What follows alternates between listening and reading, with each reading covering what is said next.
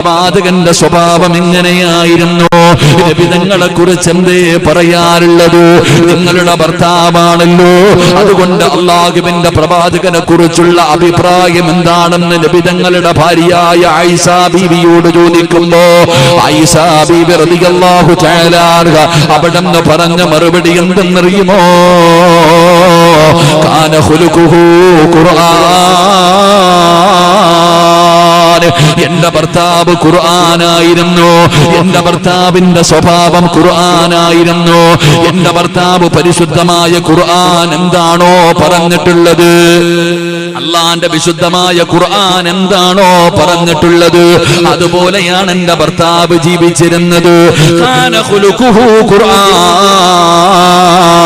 എന്റെ ഭർത്താവ് ഖുർആനായിരുന്നു എന്ന് ആയിഷ ബീബി റളിയല്ലാഹു തആല അൻഹ പറയുമ്പോ അല്ലാഹുവിന്റെ പ്രവാചകന്റെ